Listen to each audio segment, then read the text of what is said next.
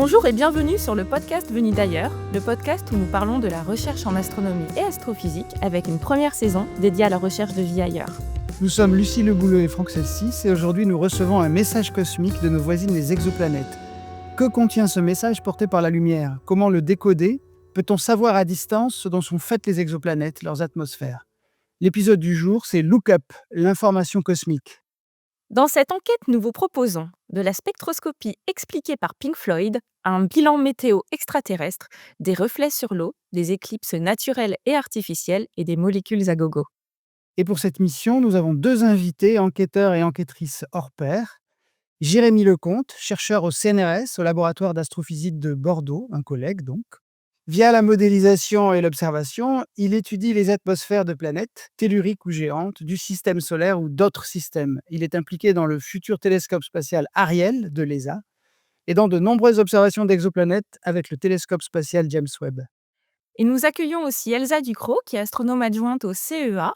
Elle analyse les exoplanètes par leur transit et leurs éclipses et elle consacre beaucoup de son temps à étudier les planètes d'un des systèmes planétaires superstars du moment, TRAPPIST-1, qu'elle scrute avec le télescope spatial James Webb, et en particulier avec l'instrument infrarouge MIRI dont elle est l'une des spécialistes. Et aussi, elle a eu le prix Jeune Talent de la Fondation L'Oréal l'UNESCO pour les femmes et la science en 2022. Bonjour à tous les deux. Bonjour. Bonjour. Bonjour. Alors, lors d'un épisode précédent, on a exploré toute la population d'exoplanètes, tout le catalogue des exoplanètes, comment on les avait détectées par les différentes méthodes.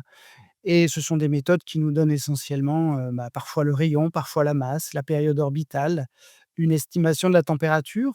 Mais la question d'aujourd'hui, c'est maintenant qu'on a toutes ces exoplanètes sous la main, comment fait-on pour en savoir plus sur les conditions qui y règnent? Est-ce qu'il y a une atmosphère et si oui, de quoi elle est faite? Quel est le climat? Est-il éventuellement habitable? Et on va un petit peu décomposer ça en deux types d'observations. Celui un peu exceptionnel dont on va parler en premier, qui est quand on a la chance de pouvoir voir l'exoplanète. Quand on peut vraiment avoir une image où l'exoplanète est séparée de son étoile, ce qu'on appelle l'observation par imagerie directe. Alors, peut-être, Jérémy Lecomte, on va commencer par ce cas-là et est-ce que, vous pouvez nous expliquer les principes de cette détection par imagerie directe?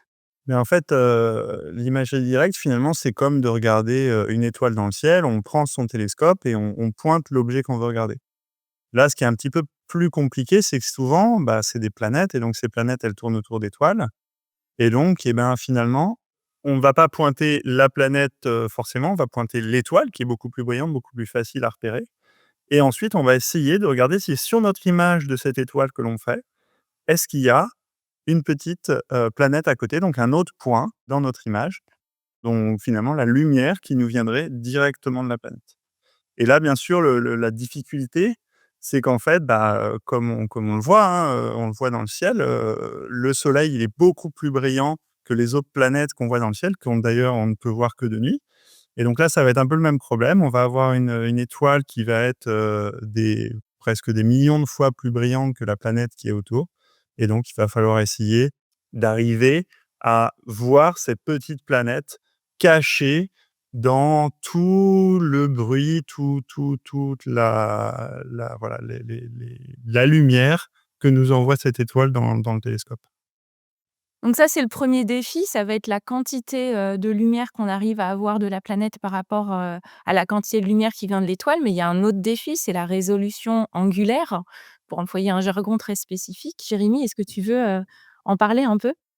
Bah, oui, alors le 2e défi effectivement, c'est qu'on sait que, quand on a de la lumière qui arrive, dans un objet tel un télescope, une partie de cette lumière, elle peut être, ce qu'on appelle, diffractée, c'est-à-dire, diffusée un petit peu et c'est pour ça, par exemple, que quand on voit une étoile en fait, on voit pas juste un petit point, on a l'impression de voir, de la lumière aussi autour de ce petit point et c'est pour ça que, par exemple, sur les belles photos qu'on voit souvent d'étoiles sur internet ou n'importe où ailleurs, on voit des espèces de petites, barres ou des petites, araignées ou des petites, choses qui apparaissent et ça, c'est effectivement dû à cette, diffusion de la lumière par les différents, z enfin par exemple les miroirs ou les supports de miroirs dans le télescope. Et ça en fait, et ben, on sait en physique que, ça a une taille bien précise, qui est liée en fait à la lumière, à la couleur de la lumière que l'on voit et à la taille, du télescope. Et donc, et ben, on sait que les objets qui sont plus proches, que cette taille caractéristique, ben, on va avoir beaucoup de mal à les voir. Et donc ce qu'il faut, c'est arriver par des procédés techniques à essayer finalement de réduire la taille de ces taches, qu'on appelle donc des taches de diffraction, pour que on puisse voir une planète qui soit le plus proche possible de l'étoile. Et donc ça, il y a plusieurs manières, mais notamment, bah, une des manières les plus simples, c'est d'avoir le télescope le plus grand possible. C'est pour ça, notamment qu'on essaye d'avoir effectivement des télescopes de plus en plus grands. Une autre manière, c'est d'essayer de s'affranchir de l'atmosphère, puisqu'on sait qu'en fait l'atmosphère, bah, tout comme on voit quand on regarde au-dessus d'un feu, par exemple en barbecue, on voit que derrière l'image, elle est troublée parce que, la chaleur, en fait vient troubler en fait la densité de l'air au-dessus du feu. Et donc ça fait que les rayons lumineux ne vont pas forcément en ligne droite. Bah, l'atmosphère, elle fait exactement la même chose au niveau de précision où on veut. Et donc c'est pour ça que ça va venir aussi troubler l'image. Donc on va essayer de s'affranchir de l'atmosphère, soit en prenant des télescopes spatiaux, soit en trouvant des techniques très, très, très, malines pour, corriger cet effet, dans notre télescope. Et des fois, on ajoute encore ce qu'on appelle un coronographe, qui est en fait, une façon de juste venir cacher le plus possible la lumière de l'étoile dans le télescope en mettant, voilà, un petit, cache tout simplement, hein, comme si on voulait mettre son pouce devant une source de lumière ou sa main devant une source de lumière pour voir quelque chose à côté. Et donc on utilise ce coronographe pour essayer de diminuer la lumière de l'étoile et puis pour pouvoir réussir à voir, la planète qui est à côté. Alors ces techniques instrumentales, ça va être vraiment le focus du prochain épisode. Mais, globalement aujourd'hui, tu as parlé du fait on a du mal à voir des planètes qui étaient proches de leur étoile. Qu'est-ce qu'on arrive à voir avec l'imagerie directe? Quels sont les objets qu'on arrive à voir? En gros, la planète est proche, plus c'est difficile et plus moins elle est brillante, plus ça va être difficile. Et donc forcément, bah, qu'est-ce qu'on arrive à voir? On arrive à voir les planètes qui sont loin et qui sont très brillantes. Et donc, pour qu'elles soient loin et brillantes, qu'est-ce qu'il faut? Mais il faut qu'elles soient, donc loin, tout simplement. Donc c'est des planètes plutôt externes, souvent beaucoup plus loin que Jupiter ou Saturne dans notre système solaire. Et il faut qu'elles soient très brillantes, sauf que, il faut vraiment qu'elles soient brillantes, même dans ce qu'on appelle l'infrarouge, c'est-à-dire qu'elles soient finalement chaudes. Et pour qu'elles soient, chaudes, et ben, en fait, ces planètes qui sont très loin, comme elles sont pas forcément très chauffées par leur étoile, et ben, pour qu'elles soient chaudes, en fait, il faut qu'elles soient très jeunes. Et en fait, cette chaleur, c'est la chaleur résiduelle de leur formation. Et donc, effectivement, bah, finalement, ça nous restreint, avec les technologies actuelles, à regarder plutôt des planètes très, très jeunes, très grosses, souvent en plusieurs fois ou même peut-être plusieurs dizaines de fois la masse de Jupiter et qui se sont formées il y a quelques, millions d'années.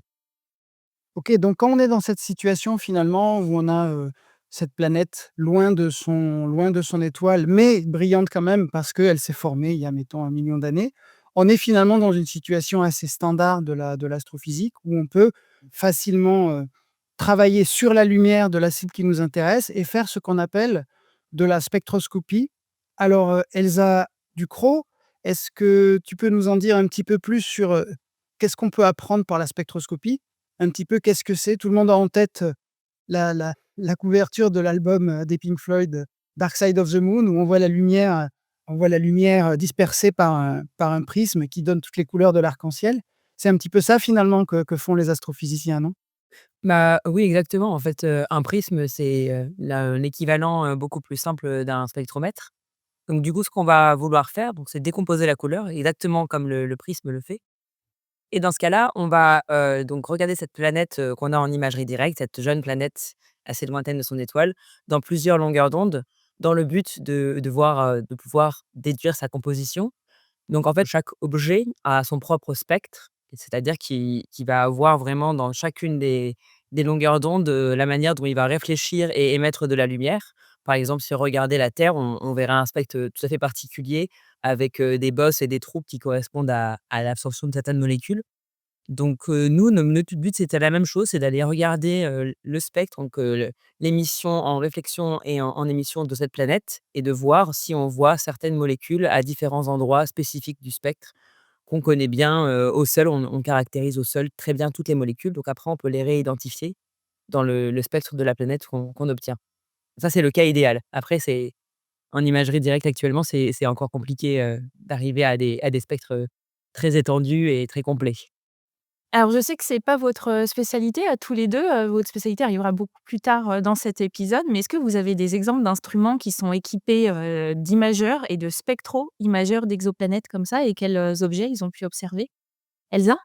Bah, du coup, bah, forcément, moi, je pense directement au James Webb Space Telescope et à l'instrument MIRI et là, je suis actuellement dans les bureaux de l'observatoire de Meudon où là, c'est l'expertise, de mes collègues et avec l'instrument MIRI, il y a un mode qui s'appelle, MRS, moyenne, donc ça veut dire en gros moyenne résolution, spectrale et eux, ils sont capables de regarder certaines planètes en imagerie directe dans différentes bandes, donc des bandes, c'est des bandes de couleurs, des longueurs d'onde assez comme des bandes assez larges et notamment une des planètes qui a été regardée ici, c'est la planète qui s'appelle HR 8799b, pardon, par, Mathilde Malin et donc c'est typiquement le genre de choses qu'on peut faire actuellement en regardant dans plusieurs filtres et en essayant d'identifier des molécules. Oui, donc dans le cas du télescope spatial James Webb, on est obligé de faire le choix, en fait. Soit on fait de la spectroscopie, soit on essaie de détecter directement, une exoplanète, comme ça, parce que les modes d'imagerie se font comme tu disais, Elsa, dans des bandes. Donc, on n'a pas de détails sur, on peut pas chercher des molécules, par exemple, où c'est difficile. On a une espèce de couleur, c'est ça? C'est ça, c'est plutôt comme ça qu'il faudrait le voir. Ouais, c'est une bande assez large, où on peut pas vraiment voir les absorptions, enfin les signatures, des molécules, avec précision et c'est un début. Alors que, sur des télescopes au sol, Jérémy, on peut éventuellement, une fois qu'on a trouvé la planète, faire de la spectroscopie, de la planète détectée. Alors oui, effectivement, il y a des instruments comme effectivement, comme en France, SPHERE, qui lui, exactement comme je disais tout à l'heure, finalement vient essayer de diminuer la lumière de l'étoile grâce à un coronographe et donc qui finalement permet de voir la planète et qui effectivement après, bah, vient prendre cette lumière de la planète et la faire passer par un spectroscope et donc qui permet dans certaines bandes, de voir, un spectre de la planète et donc là, on a effectivement, réussi déjà à découvrir la présence de certaines molécules, dans ces planètes. Alors il y a les planètes, qu'on vient d'entendre, HR 8799, qui a 3 planètes. C'était ça qui était aussi, intéressant, et 3 planètes très lointaines. Donc en fait, c'est assez intéressant parce que, c'est des planètes qui viennent même, finalement, défier, notre compréhension de la formation, des systèmes planétaires de manière générale. Parce que c'est des planètes très massives qui sont très loin et donc on ne voit pas trop comment on pourrait former ces planètes tout simplement avec les méthodes, qu'on a fait et bien sûr, il y a, l'iconique, Beta Pictoris B, qui a été découverte il y a un petit moment maintenant et qui, voilà, elle, a permis notamment, bah, on a pu l'observer au cours des années, donc voir son mouvement, donc pouvoir caractériser son orbite, voilà et on sait aussi qu'il y a une autre planète dans le système, donc ça nous permet effectivement, beaucoup de contraintes. Jérémy, tu disais, tu parlais de sphère et tu disais, pour citer un exemple français, juste pour préciser, l'instrument a été développé en France, mais bien sûr, quand il est utilisé sur un des plus grands télescopes du monde, qui se trouve au Chili et qui est le VLT. En tout cas, un des 4 miroirs du VLT. Lucie, tu voulais préciser quelque chose? Oui, juste VLT, c'est Very Large Telescope, pour, nos auditeurs et nos auditrices, donc c'est, l'un des plus grands télescopes aujourd'hui, au sol et c'est un télescope européen. Et peut-être ce qu'on peut dire avant de passer, justement au cas, heu, peut-être plus difficile à comprendre des exoplanètes qu'on ne peut pas voir. Ces exoplanètes qu'on peut voir, grosso modo, il y en a combien aujourd'hui? Comparé aux plus de 5 000 exoplanètes connues, ces planètes géantes jeunes qu'on a pu voir, Il y en a grosso modo, hein, combien? Une dizaine, hein, pas plus. Ah là, je vais me tourner vers l'experte qui Lucie, elle doit Ouais. savoir à peu près combien il y en a. Ouais, il y en a quelques dizaines et après pour en avoir, le spectre, c'est encore plus réduit parce que Ah oui. les instruments ne sont pas vraiment, enfin sont équipés mais sur des bandes spectrales extrêmement réduites et avec des flux qui sont aussi réduits, donc une quantité de photons qui sont réduits et quand on fait de la spectroscopie en imagerie directe, on est rapidement limité par le flux de photons qui viennent de la planète. Donc on en est vraiment au début, hein, de cette technique qui sera peut-être le futur. On en reparlera peut-être, peut-être vers la fin. Alors du coup, passons au cas, peut-être plus mystérieux pour nos auditeurs. Comment, quand on ne peut pas voir une exoplanète, en tout cas pas directement, comment pourrait-on en déduire des choses, comprendre des choses sur, l'existence ou non d'une atmosphère? Alors qui veut prendre la parole là-dessus? Peut-être en rappelant justement déjà comment on trouve ces planètes, qu'on ne peut pas voir, Elsa? Oui, avec plaisir. Alors, au niveau des méthodes indirectes, il y en a plusieurs, mais je pense que moi, je vais parler de celle, avec laquelle je travaille au quotidien, qui est la méthode des transits. C'est aussi la méthode la plus prolifique pour, trouver des exoplanètes jusqu'à aujourd'hui. Donc pour rappeler rapidement, aux auditeurs, on est à peu près à 5 700 exoplanètes, découvertes, aujourd'hui, peut-être un petit peu plus maintenant là. Et on la première a été découverte en 95 et en fait, si on regarde l'ensemble des planètes découvertes et on les trie par méthode de détection, plus de 90 au moins plus de 80 a été découvert avec la méthode des transits. Et cette méthode, elle consiste, tout simplement à regarder le passage de la planète devant son étoile. Alors il faut bien sûr être dans une configuration géométrique favorable, donc il faut que la planète, passe devant de notre point de vue d'observateur. Mais si c'est le cas, ce qu'on regarde, c'est le flux de l'étoile en fonction du temps. Et donc, quand on regarde notre étoile qui est sans planète, on a un flux plus ou moins constant. Et quand la planète va passer devant l'étoile, on va avoir une extinction qui est proportionnelle, au rapport de la taille de la planète sur la taille de l'étoile. Et donc cette petite extinction, c'est quelques pourcents, c'est vraiment pas grand-chose. Mais ça, on peut le détecter avec nos télescopes depuis le sol et aussi depuis l'espace, bien sûr. Et donc c'est ça, ça va durer, en général, une trentaine de minutes, 1 heure, donc ce petite baisse de flux et ensuite le flux va revenir, à sa valeur, avant le passage de la planète. Donc on a vraiment des petits U qu'on regarde dans ce qu'on appelle, nos courbes de lumière, qui sont notre flux en fonction du temps et c'est ça qu'on cherche pour trouver des planètes. Jérémy, tu veux compléter?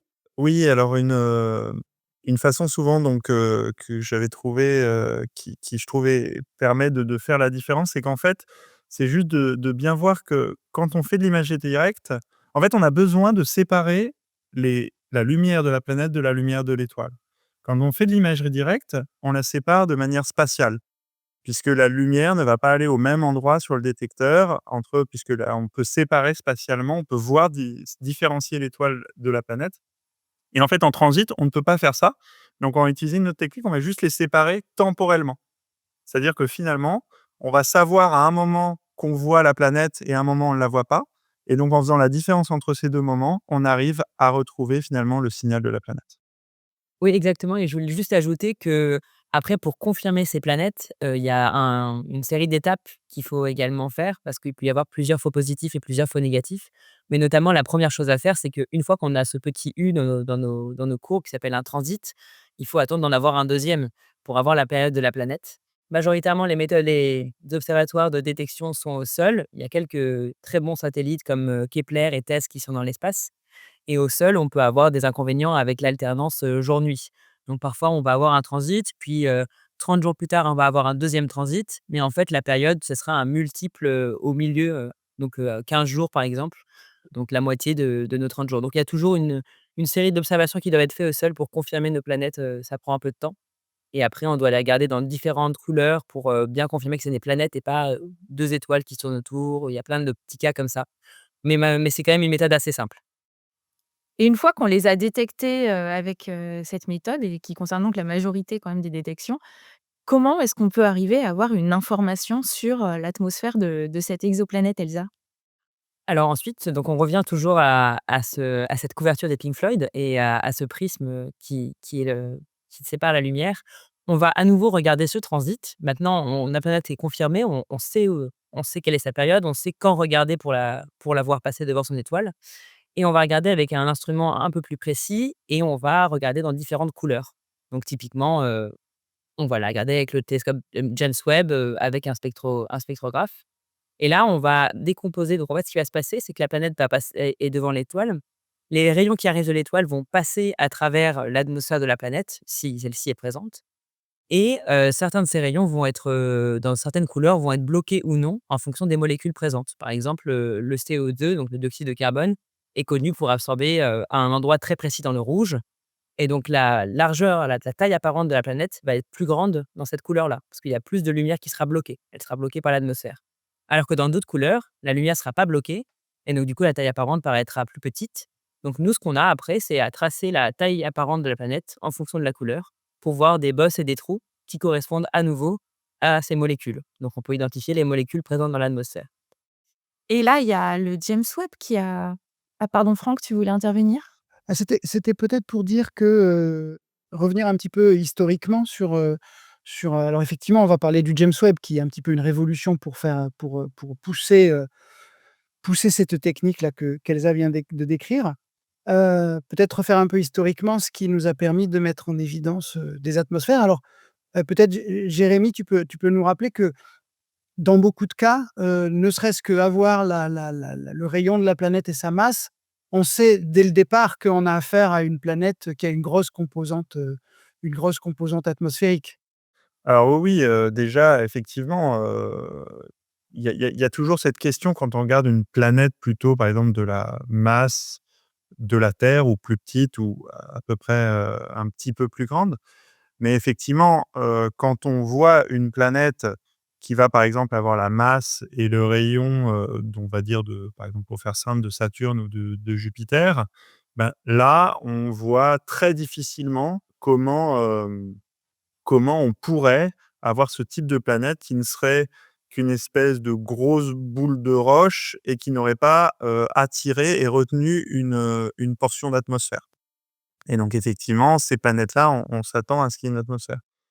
Et bah, les premières, quand même, on a voulu le confirmer et effectivement, les premières res confirmations sont venues, de télescopes, au sol qui ont fait cette technique, des transits et notamment, si je ne me trompe pas, avec une raie d'un même pas d'une molécule, mais d'un atome assez, spécial qui est le sodium et où ils ont pu voir effectivement, et ben, une différence de transit entre, une différence de taille de transit dans l'arrêt, du sodium, là où en fait ce sodium absorbe beaucoup. Alors le sodium pour, l'arrêt du sodium en fait, même si on a l'impression qu'on la connaît pas, on la connaît très bien parce que c'est celle qui donne, la couleur orangée à toutes nos autoroutes et à beaucoup de nos éclairages puisqu'effectivement beaucoup des lampes qu'on utilise sont des lampes au sodium et donc c'est cette couleur orange, c'est vraiment cette lumière qui vient de cette raie très forte du sodium et c'est d'ailleurs pour ça, elle est tellement forte cette raie qu'elle avait été choisie un petit peu, au début,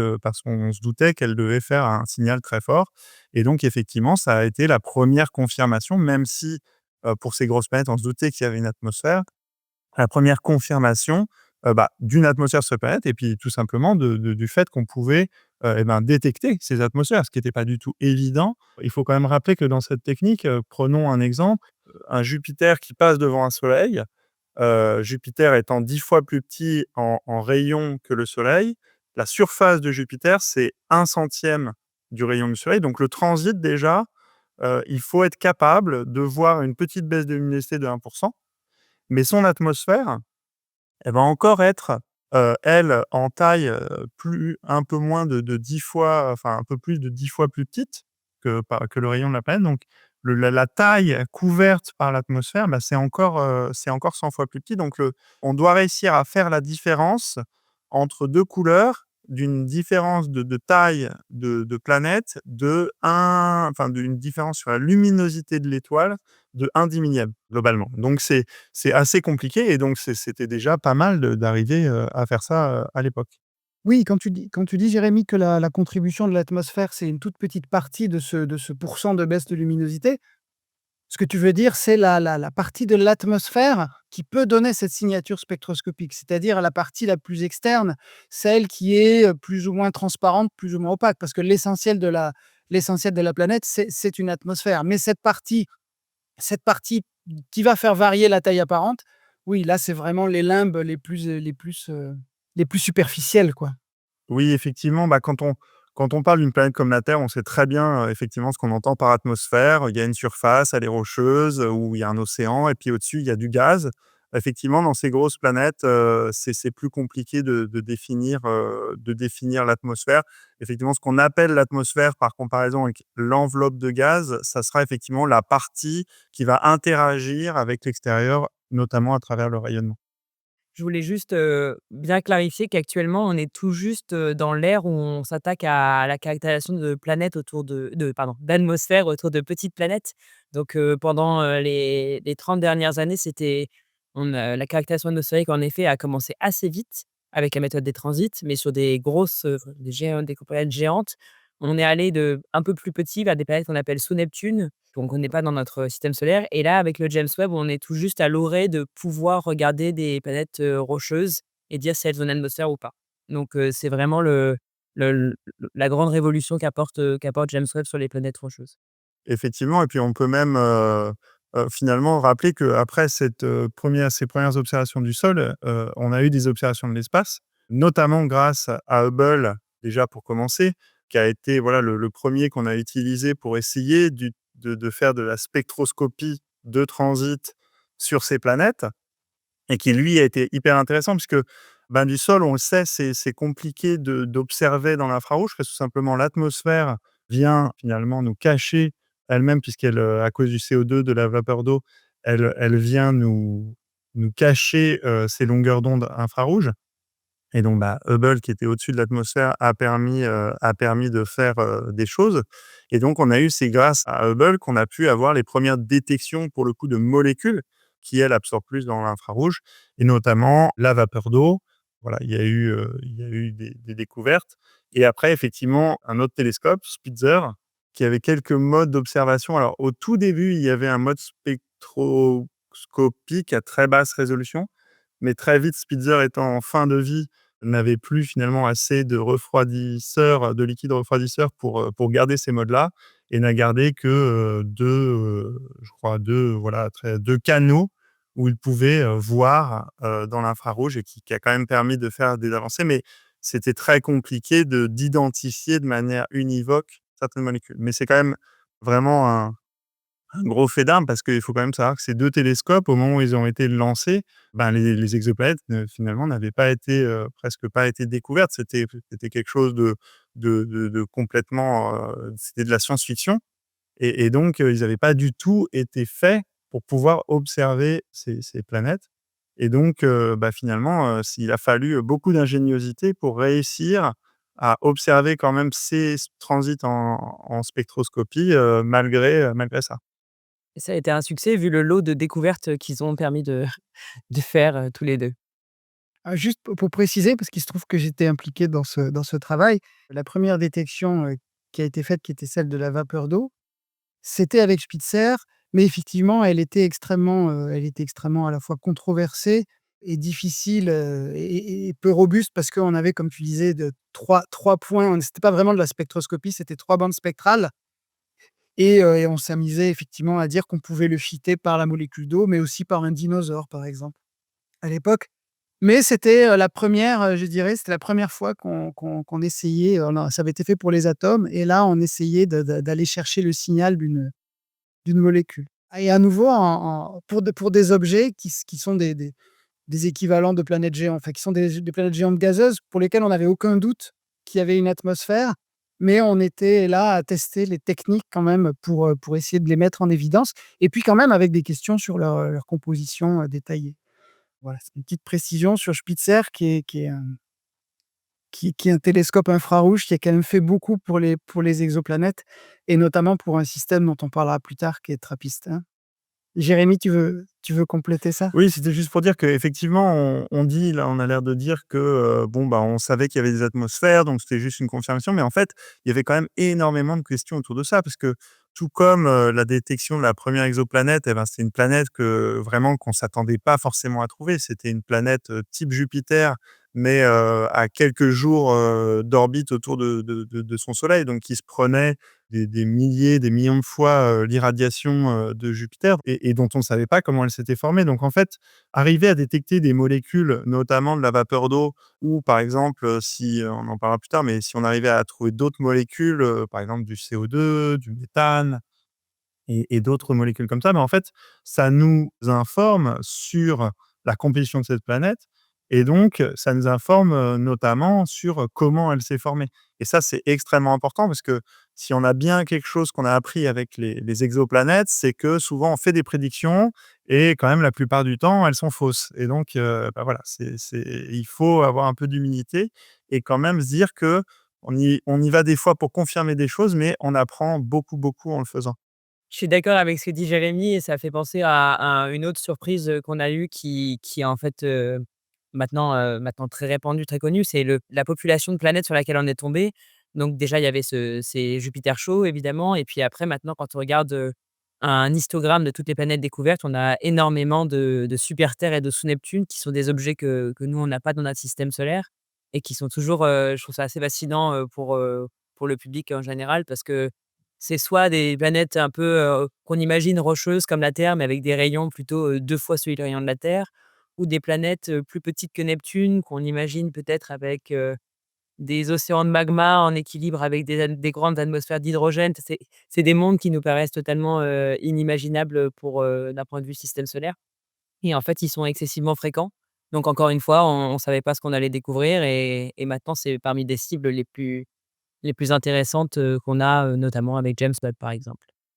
Vous avez expliqué la méthode, qui consiste à utiliser le transit pour voir en fait comment la lumière est transmise par les limbes de l'atmosphère et finalement ça donne des tailles apparentes de la planète différentes dans certaines couleurs. Mais il y a une autre technique qui s'est avérée, très, très précieuse, c'est, ça peut paraître paradoxal, c'est quand la planète disparaît derrière l'étoile. Là aussi, il y a eu, déjà, avec, Spitzer et avec, Hubble, des choses, très intéressantes, notamment d'autres types de confirmation de la présence d'une atmosphère. Qui c'est qui voudrait, parler un petit peu de ça, Elsa?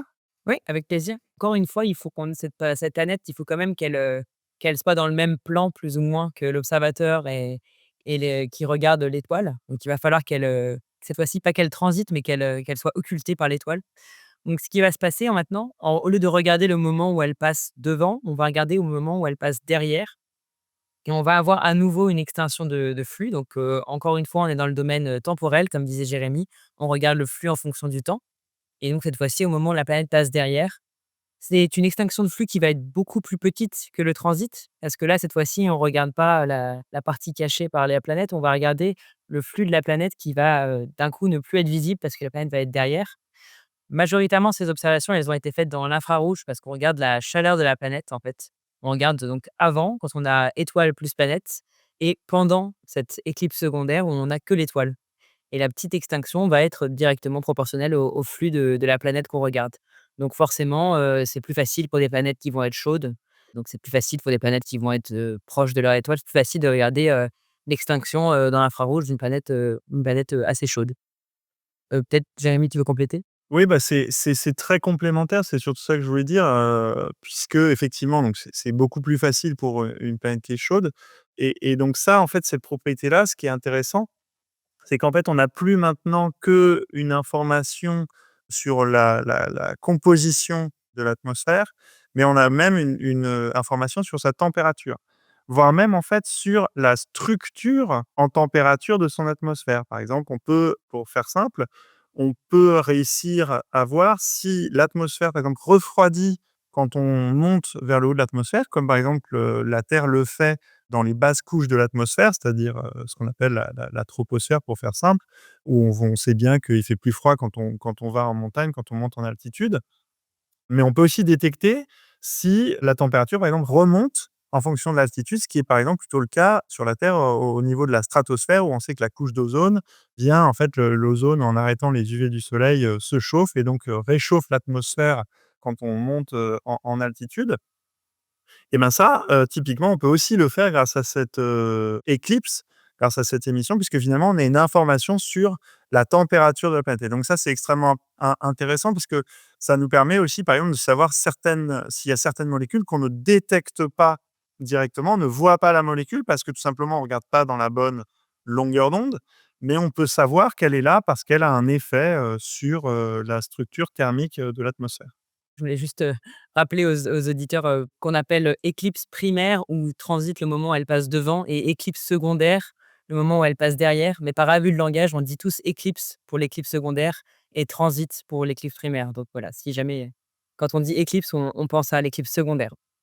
Entre la composition chimique, la température, la répartition de la température, et les mouvements d'atmosphère, on commence quand même à avoir totalement un bilan météo, de ces exoplanètes à distance avec, bien entendu des biais et des incertitudes. Alors, oui, météo de ces planètes, grâce au transit des éclipses, mais on a finalement, même encore mieux que ça, quand on veut vraiment faire de la météo de ces mondes extrasolaires. C'est ce qu'on appelle, pour faire un abus de langage, une courbe de phase où en fait on va, pour le coup, regarder tout autour de l'orbite. Donc on va avoir le transit, on va avoir l'éclipse et entre les 2, on va avoir en fait finalement la lumière de cette planète qui va changer au cours de son orbite puisque entre le transit où elle nous montre, finalement, son dos, on va dire le côté nuit qui n'est pas face à l'étoile et qui est sans doute plus froid, jusqu'au moment de l'éclipse où elle nous montre petit à petit de plus en plus de son côté jour qui est sans doute, beaucoup plus chaud. Et ben, tout simplement en suivant encore une fois la lumière de ce système, la luminosité de ce système dans différentes longueurs d'onde, dans différentes couleurs au cours de l'orbite, et ben, on arrive à cartographier presque la température de, l'atmosphère à différents points de la planète. Ce qui a été fait effectivement, si je ne me trompe pas, en 2007 pour la première fois avec Spitzer et puis qui a ensuite, été reproduit avec Spitzer, avec Hubble, sur certaines planètes. Alors sur seulement, quelques planètes, hein, puisque finalement c'est une observation qui est très longue parce qu'il faut regarder sur une orbite, donc ça complète, donc ça peut prendre, plusieurs jours et puis aussi qui est très difficile puisqu'il faut avoir, on en parlait du signal, donc il faut avoir des planètes qui sont très brillantes, donc très chaudes mais qui a permis effectivement, aussi une petite révolution en termes de compréhension de ces atmosphères, puisque on arrive à atteindre, des informations, donc on a dit sur la température du côté jour, ça c'est on l'a déjà avec l'éclipse, mais du coup, on a aussi la température du côté nuit.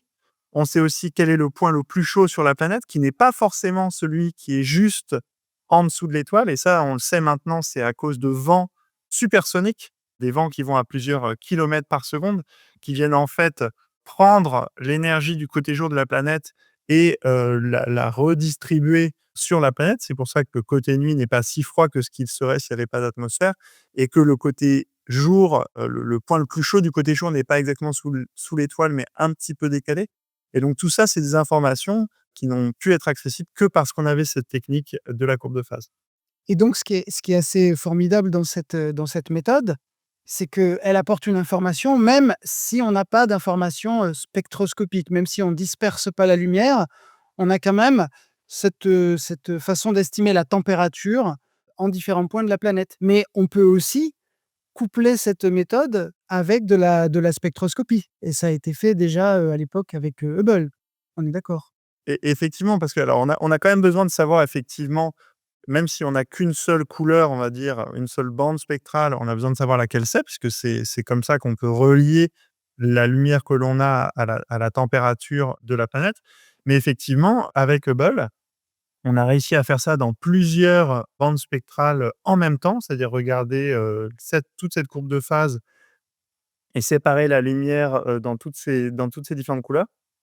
Et ça nous ouvre finalement une autre compréhension puisque là, pour le coup, on a vraiment une vision «3D» entre guillemets, puisque comme je vous disais, en fait, l'éclipse, elle nous permet d'avoir une information verticale sur la manière dont la température, change verticalement dans l'atmosphère. La courbe de face, elle nous donne une information horizontale. On sait comment la température change entre le côté jour et le côté nuit et quand on combine les 2, et ben, ça nous fait finalement une information tridimensionnelle sur comment le la température, comment l'atmosphère est organisée. On peut aussi avoir des informations sur le fait que certaines molécules sont présentes d'un côté de la planète, mais pas à un autre endroit, puisqu'on voit disparaître ou apparaître certaines signatures de ces molécules entre, par exemple, le côté jour ou le côté nuit. Et on a même pu, finalement, voir à des endroits toutes les signatures spectrales un peu, s'abaisser ou presque disparaître, ce qui nous indique qu'on a sans doute des nuages qui viennent cacher, le fond de l'atmosphère et ces molécules. Et donc c'est vraiment, en fait, une méthode qui est très coûteuse en temps d'observation, mais qui par contre nous apprend énormément de choses sur ces planètes. Donc entre, spectrométrie, donc regarder les couleurs et photométrie, regarder la quantité de photons, enfin le flux de photons, on arrive vraiment à avoir, comme tu disais, une cartographie de l'atmosphère de la planète et c'est extrêmement riche en informations et c'est assez fou qu'on arrive à faire ça aujourd'hui. Alors une autre révolution qu'on a eue, c'est la plus récente, c'est celle du James Webb Space Telescope. Notamment Elsa, tu es experte de l'un des instruments, MIRI. Est-ce que tu veux parler de la révolution que ça a amené sur toutes ces informations? Oui, alors je sais pas si je suis experte de MIRI, en tout cas, j'utilise beaucoup les données MIRI. Mais, moi j'ai eu beaucoup de chance, je suis rentré en France au moment du décollage de James Webb et au CEA où l'instrument MIRI a été en partie développé. Ce qui fait on avait du temps garanti et on a pu voir les données, dès le début. Ouais, il y avait toute une équipe, qu'on appelle de commissioning, donc c'est vraiment tous les tests de données avant qu'on parte, sur les sciences et au CEA, il y avait une grosse équipe là-dessus, donc on a un peu vu ça en avant-première. Au niveau de la révolution, et c'est enfin, je sais pas comme par où commencer, il y en a plein de différentes, mais rien qu'au niveau instrumental, comme Franck, j'ai beaucoup travaillé avec les données Spitzer au cours de ma thèse, notamment pour le système trappistin dont on parlera peut-être un petit peu après. Il y avait plus de 1 000 heures d'observation sur Trappistin avec Spitzer et j'ai eu la chance de pouvoir traiter ces données. Donc c'était des données superbes, hein, mais c'est vrai que les données brutes, elles sont enfin, il y a énormément de systématique instrumentale. Donc systématique instrumentale, juste pour expliquer, c'est des, différentes, bruits qui vont venir de l'instrument avec, différents aspects qu'on va essayer de corriger. On arrive à bien les corriger quand on connaît l'instrument, ça prend un peu de temps. Pour Spitzer, à la fin, il y avait on connaissait bien, mais c'est vrai que quand on voyait les données brutes, c'était compliqué de voir vraiment les transits et même les éclipses. C'était un fouillis total.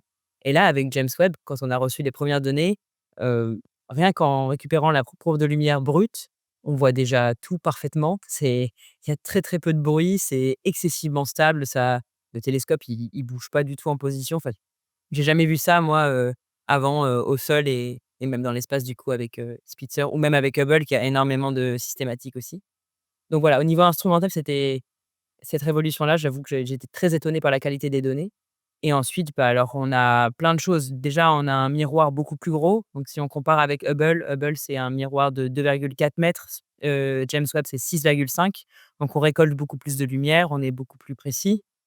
Ensuite, on avait 4 instruments à bord qui font tous différents modes, mais qui couvrent vraiment, l'infrarouge pour de vrai, cette fois-ci, parce que Spitzer allait loin, mais pas si loin finalement. Pour les exoplanètes, c'était majoritairement les bandes à 3,6 et à 4,5 microns qu'on utilisait et en fait, là, avec James Webb, on peut aller, jusqu'à 28 microns. On l'utilise pas vraiment, mais au moins jusqu'à 15 microns. Pour donner une idée, c'est vraiment dans le on est dans le thermique là, donc si quelqu'un vous regardez à 15 microns, il verra vraiment que de la chaleur, rien d'autre. Donc juste pour dire au niveau longueur d'onde, on est très complémentaires, on est sur autre chose. Il y a beaucoup de gens qui disent que James Webb, c'est le remplaçant de Hubble. Moi, je suis pas d'accord, c'est parce que les deux sont encore, dans l'espace et surtout parce qu'ils font pas vraiment la même chose, ils sont assez complémentaires. À part peut-être, que un mode qui se retrouve un petit peu chez les 2, mais sinon, Hubble il est capable de faire de l'UV, James Webb pas du tout. James Webb, on commence, en visible un petit peu et on va vraiment à fond dans l'infrarouge et pour les exoplanètes, c'est une révolution parce qu'on a une bien meilleure résolution des spectres. On couvre des parties du spectre qu'on n'avait jamais couvert et notamment pour les planètes rocheuses qu'on va pouvoir regarder en occultation, donc en éclipse dont on parlait. C'est la première fois qu'on peut s'attaquer à des planètes assez froides, en fait, donc des planètes de température de type Vénus qu'on peut regarder. On pourra en reparler. Voilà, c'est un peu les différentes révolutions que j'identifierais. Ouais, et pour partager peut-être une anecdote aussi un peu, personnelle sur la révolution de James Webb. Donc moi, je faisais partie d'un programme, qui était parmi les premiers programmes communautaires où chaque communauté, plus ou moins, avait le droit à des données ouvertes, donc qu'on appelait les programmes, Early Release Science, qui étaient vraiment là tout de suite pour tester finalement les capacités du James Webb et que la communauté puisse, vraiment, essayer de comprendre comment s'en servir très vite. Et donc il y avait ce programme, sur une planète qui s'appelait WASP-39b et dont le but était de l'observer un peu avec tous les modes, possibles d'observation du James Webb pour vraiment très vite comprendre comment ça marchait. Et en fait, ce qui s'est passé, je me rappelle très bien, donc le télescope avait été lancé à Noël. Il y avait à peu près 6 mois, pour que finalement il atteigne, son orbite et puis que petit à petit, il teste aussi tous les instruments, de manière, technique à la NASA. Et puis effectivement, donc ça nous a amené à peu près à l'été suivant. Et là, en fait, ce qui s'est passé, c'est qu'on a eu les observations qui étaient à peu près en même temps, on les a reçues à peu près en même temps que finalement, ils ont aussi dévoilé des observations qui avaient été faites vraiment par les techniciens de la NASA pour juste montrer au public ce dont, James Webb était capable. Et donc ils avaient choisi une autre planète, avec, un instrument pour montrer qu'on était capable de faire des choses sur les exoplanètes. Et je me rappelle très bien que voilà, ils ont cette conférence de presse, ils présentent les premiers résultats et en fait, on était un peu là, ouah, bon, bah, ils ont regardé, finalement un domaine de longueur d'onde qui était pas si intéressant que ça. On avait de la vapeur d'eau, donc on savait déjà qu'elle était là, qu'on savait déjà avant. C'était les et finalement, ils avaient été vraiment, eux, dans le rush pour faire ces observations, donc la réduction était pas très bien léchée, c'était pas si propre que ça. Donc je me suis dit: «Ouh là là, si on a attendu tout ce temps-là pour ça, c'est un peu décevant». Et en fait, quelques semaines plus tard, donc nous, on avait reçu nos données et on avait, dans ce consortium, finalement, choisi que différentes personnes réduisent les données finalement en silos pour ne pas, essayer de s'influencer les uns les autres, pour vraiment comprendre si on était capable de dire des choses de ces données. Et le jour où on a fait ce reveal quelque part des données, il s'est passé qu'il y avait 4 différentes, équipes qui avaient travaillé et qu'elles ont présenté 4 spectres qui étaient quasiment identiques, à peu de choses près. Et là, en fait, juste en regardant le spectre à l'œil nu, sans mettre aucun modèle à côté, on voyait les molécules et on voyait des nouvelles molécules qu'on n'avait jamais vues avant. Et donc ça a été ce jour-là, je me rappelle très bien, je me suis dit: «D'accord, en fait, c'est pour ça qu'on a attendu et ça va être une révolution, ça va être une dinguerie». Pour, rajouter par rapport à ce que disait Jérémy, moi aussi j'étais aussi impliquée dans un des projets ERS, mais sur une autre planète, sur WASP-43b. Et cette, approche qu'on avait de l'ERS qui est complètement compréhensible, de faire, au moins, 4 réductions indépendantes où on se montre pas, avant d'avoir, le spectre ou la courbe de lumière. Et pareil un petit peu pour le côté atmosphère, pour le côté, identification de molécules. On l'a un peu gardé. C'est quelque chose qu'on fait encore avec, les données web. Alors que maintenant, bah, ça va faire, 2 ans qu'on a des données scientifiques. Et encore maintenant, avec les nouvelles données qui arrivent, on a je dis ça parce que j'ai reçu des données, il y a même pas une semaine. Et encore une j'ai des traités de mon côté, Pierre-Olivier, mon collaborateur le plus proche, a traité de son côté et j'ai demandé à mes autres collaborateurs de regarder de leur côté, mais j'ai pas envoyé ma courbe de lumière parce que j'ai ce réflexe, pareil, de chacun de son côté. Et puis on va faire encore une fois, comme dit Jérémy, une réunion où on va tous se montrer, nos courbes et j'espère qu'elles seront toutes pareilles. Oui, je vais faire le parallèle, avec la première image d'un disque d'accrétion autour d'un trou noir où il y avait le même procédé. Il y avait plusieurs équipes qui travaillaient à huis clos, vraiment, dans des salles séparées, interdiction de se partager la moindre information. C'était pour le Event Horizon Telescope, pour la réduction de données. Et à la fin, une personne indépendante a calculé les corrélations entre les différents résultats des différentes équipes et les corrélations étaient extrêmement importantes. Ça veut dire que tous les résultats se ressemblaient les uns des autres et c'est là qu'il y a eu, le press release, il y a eu la déclaration à la presse de la première image d'un trou noir ou plutôt de son disque d'accrétion, qui ont été dévoilées. Jérémy? Oui, c'est juste quand même pour, dire à quel point c'est important, c'est qu'il faut rappeler qu'effectivement à l'époque de Spitzer et de Hubble, en tout cas dans les premières découvertes Spitzer, on pouvait avoir des données et des gens pouvaient donner une réduction, traiter ces données et dire: «J'ai découvert telle molécule» et en fait d'autres personnes pouvaient arriver, retraiter les données et dire: «Non, il y a pas cette molécule» ou «Il y a telle autre molécule» et donc on était vraiment et même il y a eu beaucoup de recherches, qui ont été, montrées sur la manière de traiter ces données, pour montrer que on avait, dans certains cas, on était incapable de finalement de traiter ces données au niveau de précision qui était nécessaire, des fois pour certaines détections. Et donc ça nous a appris beaucoup, finalement d'humilité par rapport à ces données et à savoir que, on pouvait pas toujours, voilà, il fallait faire attention que c'était pas juste en arrivant, en réduisant les données qu'on pouvait dire: «Voilà, moi j'ai vu ça, c'est bon, ça marche». Et maintenant, on a finalement appris ça pour le James Webb et finalement pour le James Webb, ça marche beaucoup mieux parce que les instruments ont été pensés pour ça aussi et donc voilà, on sait que nos détections maintenant sont beaucoup plus robustes que ce qu'elles ne pouvaient l'être avant. Alors j'avais juste une question toujours sur le James Webb, peut-être pour faire comprendre aux auditeurs, ils comprennent aisément qu'un télescope, qui fait, 6,50 m, ou 6 mètres de diamètre, récolte plus de lumière que, par exemple, Hubble, qui fait quoi? 2,50 m de diamètre. Mais c'est peut-être moins évident pour eux de comprendre qu'ils récoltent aussi immensément plus de lumière, via la grande ouverture de son domaine spectral, puisque grosso modo, le domaine visible, par exemple, représente à peu près un demi-micron, hein, dans nos unités de spectroscopie. Hubble peut voir sur environ, 1 micron et demi, et le James Webb, si on cumule tous ces instruments, peut voir sur près de 20 microns, voire plus. 28, ouais. Et ça, c'est aussi un ratio entre la quantité de lumière qu'on peut analyser, qu'on peut décoder, et ça compte autant finalement que la taille du télescope. Vous êtes d'accord avec ça? Oui, tout à fait, c'est pour ça que tout à l'heure, je voulais bien, rajouter voilà, pour moi, je le vois vraiment comme un complémentaire de Hubble, mais et aussi, enfin, voilà, c'est la révolution spectrale comme tu l'as expliqué, avoir 28 microns, de plage, spectrale avec plein de modes différents aussi parce qu'il y a de la photométrie et de la spectroscopie. C'est clairement ça qui fait que c'est un télescope unique. Et peut-être aussi une chose qu'on peut préciser, c'est que, des télescopes comme le James Webb sont conçus, imaginés, développés sur des décennies, et qu'à l'origine, les concepts du James Webb prédatent, toutes les études qui ont été faites, sur les exoplanètes. Et il y a eu vraiment une transformation, du concept des concepts instrumentaux pour intégrer petit à petit, l'étude des exoplanètes, voire même quasiment des nouveaux instruments qui sont arrivés. Est-ce que vous voulez commenter un petit peu sur cette évolution Moi, je peux juste, donner une anecdote, c'est que la personne avec qui je travaille le plus proche au CEA, c'est Pierre-Olivier Lagage.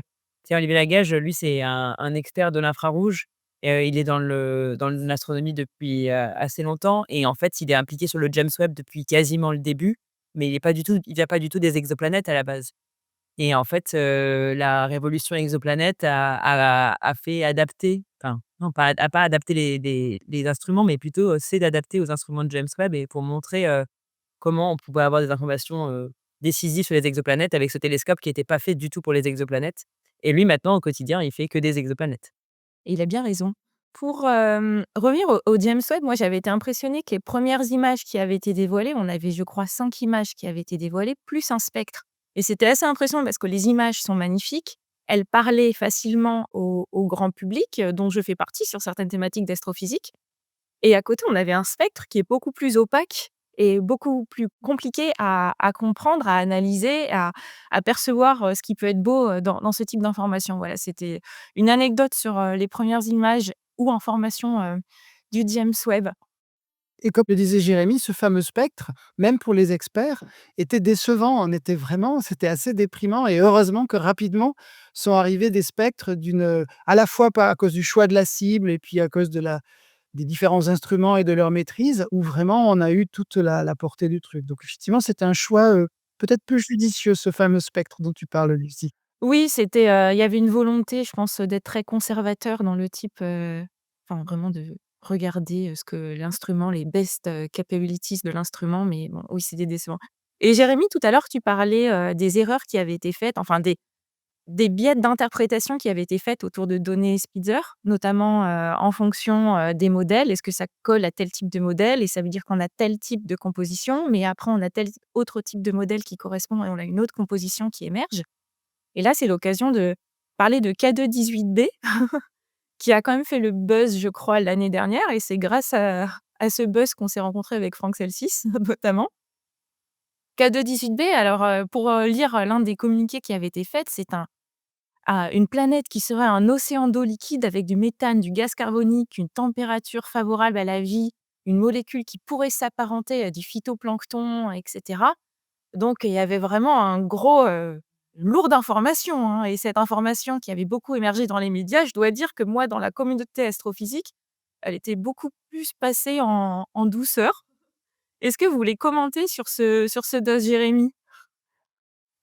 Ouais, bah, alors, faut savoir que K2-18b, elle avait déjà, un peu fait le buzz, à la 1re fois qu'elle avait été, caractérisée finalement, que son atmosphère a été mesurée par Hubble à l'époque.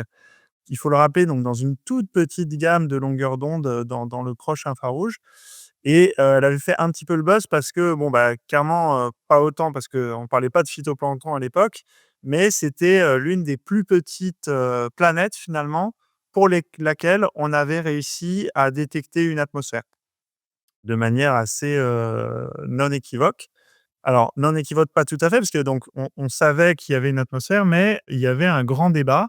À l'époque, les études qui avaient été faites, semblaient dire qu'il y avait de la vapeur d'eau dans cette atmosphère et alors pourquoi finalement c'est intéressant? Alors non seulement une des plus petites, enfin c'était pas la plus petite, par contre c'était la plus petite et la plus froide à l'époque. C'est ça quand même qu'il faut noter, c'est ça qui est important, c'est que cette planète, elle a, une température, enfin on va dire, l'illumination qu'elle reçoit, on va dire, est à peu près, dans un facteur 2, l'illumination que reçoit la Terre.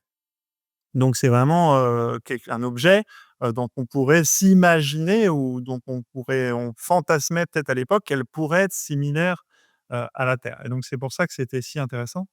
Et effectivement, il y a eu cette première détection donc où on pensait potentiellement que c'était, de la vapeur d'eau.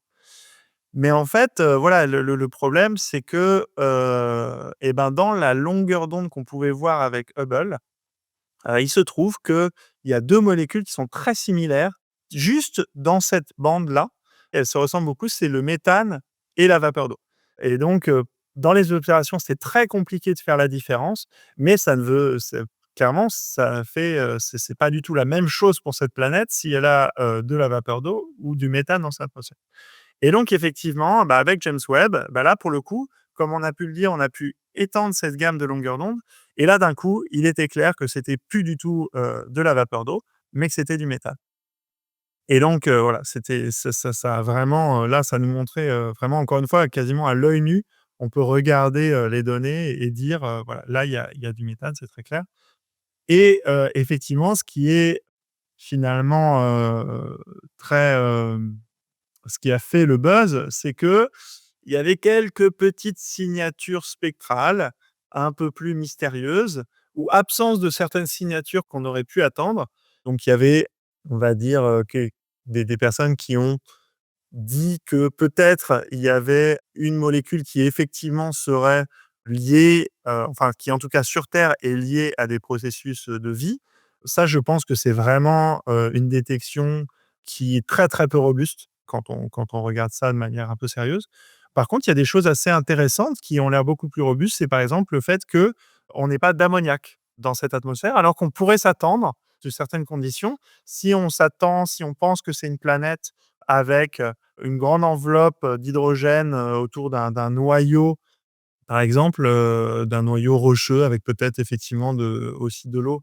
Bah, on pourrait s'attendre à ce qu'il y ait de l'ammoniac et ça, c'est beaucoup plus, intéressant parce que là, effectivement, les modèles ne sont pas complètement sûrs, mais ça pourrait vouloir dire, dans un cas vraiment extrême, que, ben, l'atmosphère est finalement beaucoup plus fine que ce qu'on pense et qu'il pourrait y avoir un océan juste en dessous de cette atmosphère.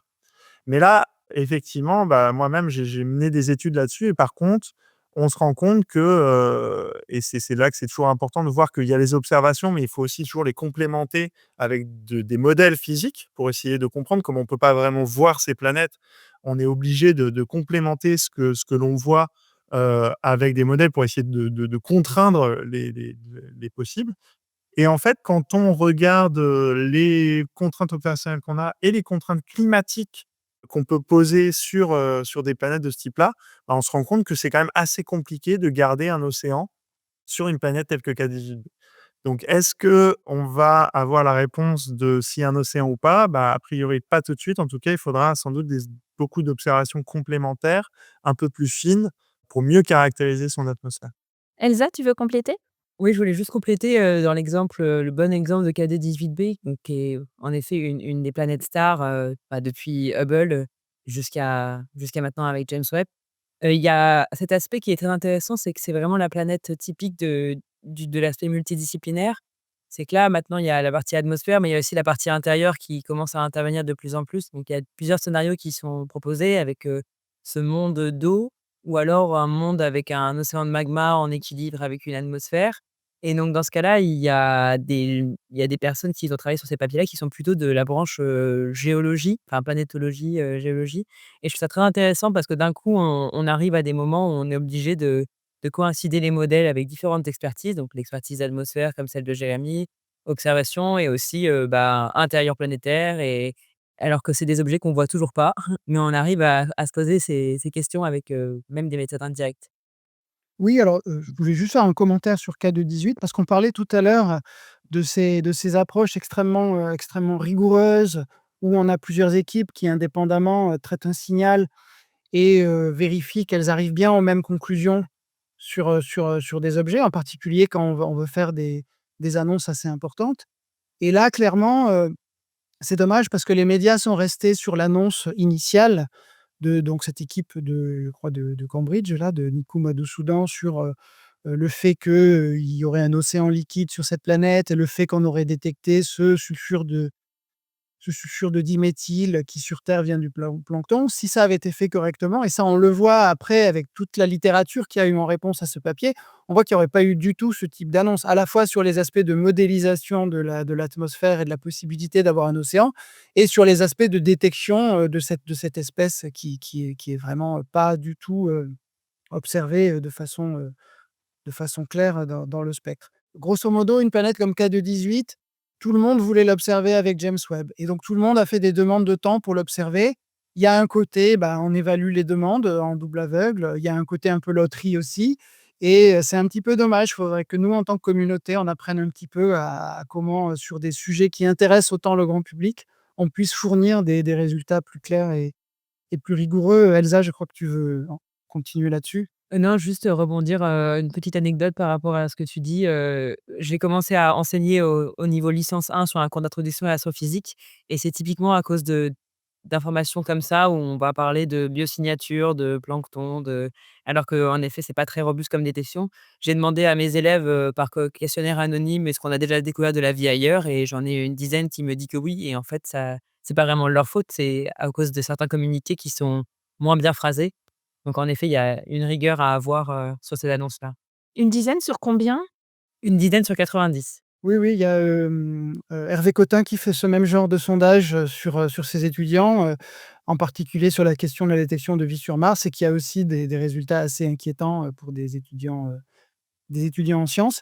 Alors, au moment où ce podcast sera diffusé, ce colloque sera passé, mais il se trouve que, je pars tout à l'heure, pour Paris pour une journée de la Société française d'exobiologie qui est dédiée à ça, à ces effets d'annonce, à ces buzz et qu'est-ce qu'on pourrait faire justement pour essayer d'être plus constructif dans nos communications avec la presse. Alors enchaînons avec un autre objet, qui a beaucoup intéressé et beaucoup questionné sur l'exobiologie, qui est le système TRAPPIST-1, où on a un petit peu, essayé d'utiliser toutes ces stratégies de détection et d'atmosphère pour différentes planètes du système. Alors, Elsa, tu as beaucoup travaillé sur ce système. Tu peux peut-être nous dire quelques-uns nous rappeler ce que c'est que ce système et puis nous donner quelques-unes des observations qui ont été une source de satisfaction et d'autres qui sont peut-être plus aujourd'hui compliquées et sur lesquelles on misait un petit peu plus? Oui, d'abord pour le petit côté historique, moi j'ai la chance d'arriver toujours au bon endroit au bon moment. Donc, je suis arrivé au CEA au moment du décollage de James Webb et je suis arrivé à l'université de Liège au moment de la découverte de TRAPPIST-1. C'est, un système de 7 planètes, toutes rocheuses, toutes de la taille de la Terre. Alors après, très compact, très différent du système solaire. On a la plus proche qui s'appelle TRAPPIST-1b qui fait le tour de son étoile en 1,5 jours et la plus lointaine qui fait, le tour de son étoile en 18 jours. Donc c'est vraiment, rien à voir avec le système solaire. Mais en fait, tout ça parce que l'étoile n'a rien à voir avec le Soleil. C'est une étoile beaucoup plus petite, donc on est vraiment sur, 10 fois plus petit que le Soleil.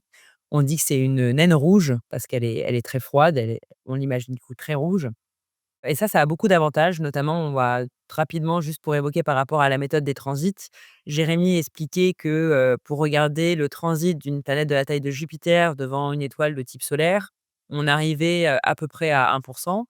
Mais si on regarde la planète, Terre devant le Soleil, là, le transit, ça va être plutôt 0,01, donc c'est vraiment difficile à détecter depuis le sol. Par contre, si au lieu de réduire la taille de la planète, on réduit la taille de l'étoile, donc on prend la Terre, enfin la taille de la Terre devant une étoile comme Trappist-1 qui est toute petite, alors là, on retrouve 1 des 1 de transit et ça, on le détecte depuis le sol. Donc par exemple, le télescope TRAPPIST, c'est pas un gros télescope, c'est un télescope de 60 centimètres et il a quand même permis de détecter, 3 des planètes du système TRAPPIST-1. Le reste a été confirmé grâce au super télescope Spitzer. Moi, je suis aussi une grande fan de Spitzer, qui a regardé TRAPPIST-1 pendant, plus de 1000 heures et qui a permis de confirmer la présence de cette planète et également permis de bien connaître un petit peu leur dynamique parce c'est tout un engrenage TRAPPIST-1, en fait. Les planètes s'attirent les unes les autres, donc sans rentrer dans les détails, mais avec ces faits qu'elles s'attirent, qu'elles s'accélèrent, se décélèrent sur leur orbite, on peut estimer leur masse avec une grande précision. Tout ça pour conclure qu'actuellement, on a les rayons de manière très précise parce que les transits sont assez profonds. On a les masses de manière très précise grâce aux effets dynamiques et on a donc, une bonne idée, enfin, on commence à questionner même l'intérieur de ces planètes et la grande question qui reste, c'est un peu, est-ce qu'elles ont une atmosphère? Et là, pour le coup, coup de bol encore, c'est que ce genre de cible est parfaite pour le James Webb parce que TRAPPIST-1 est une étoile, froide, rouge et les planètes, ont des transits assez conséquents, donc assez profonds.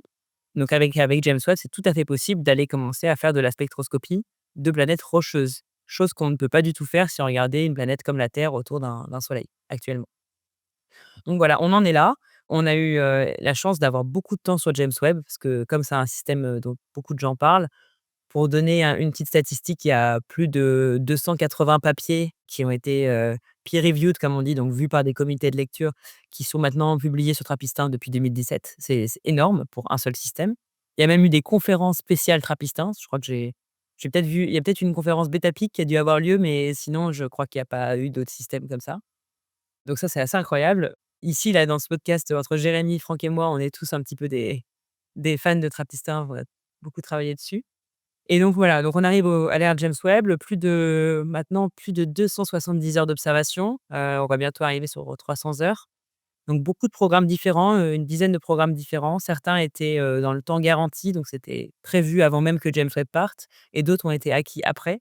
C'est très dur d'avoir du temps sur James Webb. Je pourrais peut-être rentrer, je sais pas si je rentrais dans les détails, juste pour dire, pour la comparaison, il faut s'imaginer qu'on est en médecine, on a, imaginons, un scanner, super puissant que tout le monde entier veut utiliser.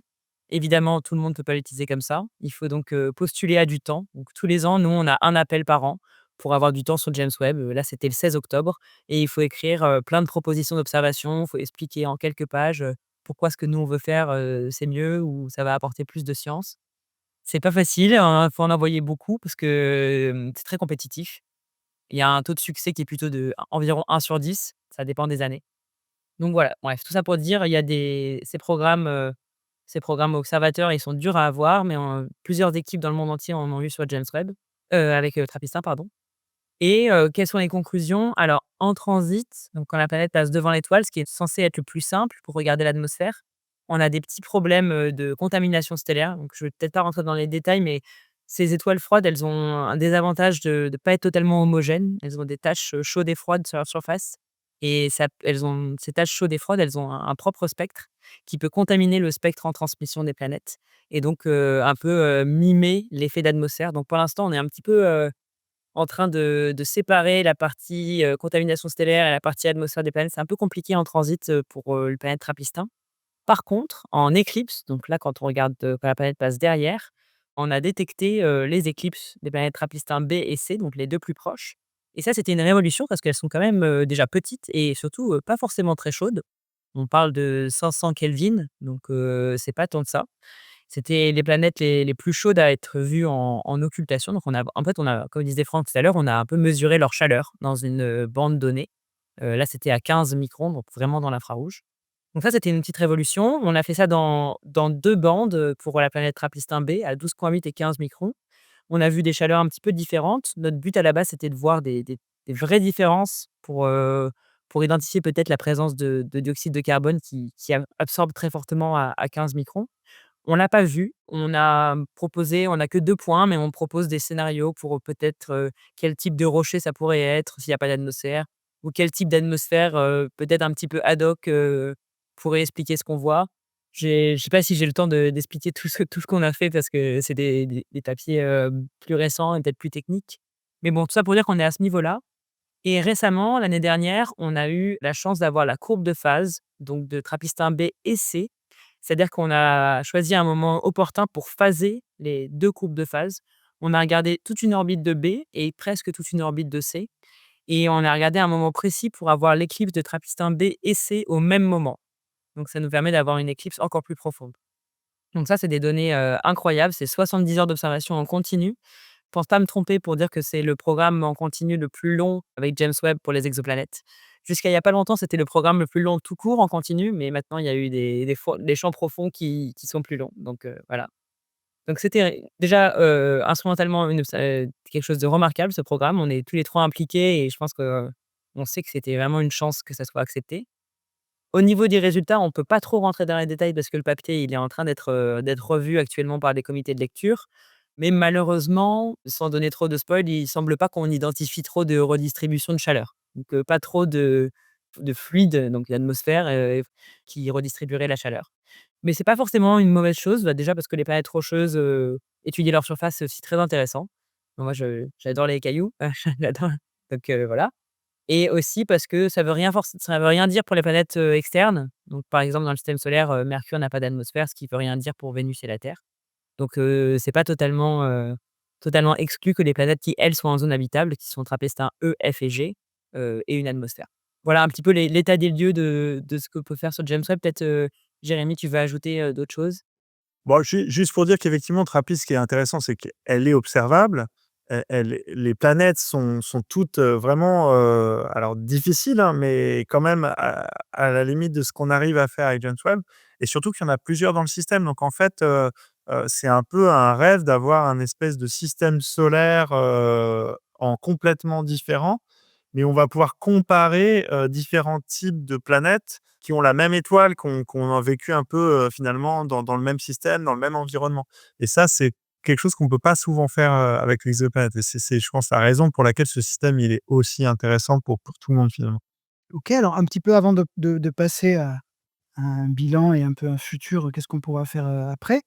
J'aimerais peut-être, si vous êtes d'accord, si vous êtes pas épuisés, revenir sur une autre méthode dont on n'a pas parlé, qui permet aussi, d'ailleurs qu'on peut appliquer à la fois quand on peut voir la planète ou quand on ne peut pas la voir, qui est l'utilisation, alors pour l'instant qui ne se fait, que depuis le sol, qui est l'utilisation de la très haute résolution, spectrale pour, distinguer, pour apprendre des choses en fait sur une planète, même si on ne la voit pas.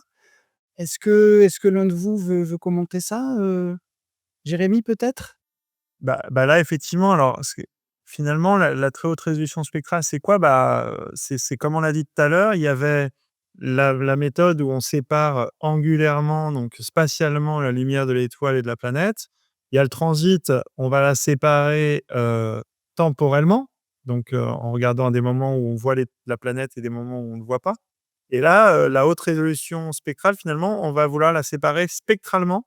C'est-à-dire qu'on va savoir que si on connaît assez bien l'étoile finalement, eh ben, on sait que certaines signatures ne peuvent pas être dues à l'étoile et quand on regarde, effectivement à très haute résolution angulaire, on voit certaines molécules qui ont leur signature, pas seulement d'avoir des bandes spectrales très larges, mais on voit individuellement ce qu'on appelle des raies, des absorptions de certaines molécules très précises et donc grâce à cette haute résolution spectrale, on arrive finalement à voir, la planète par ce système-là en identifiant toutes les dizaines, centaines, milliers de raies, qui nous viennent de cette planète et ça permet des choses, assez intéressantes parce que notamment ces raies-là, elles sont très sensibles à des petites modifications, par exemple à la vitesse, de la planète ou sa vitesse de rotation parce que ça va changer un petit peu la position, la forme de ces raies et c'est comme ça, par exemple, que, sur des planètes comme Beta Pictoris, on a pu mesurer pour la première fois peut-être une estimation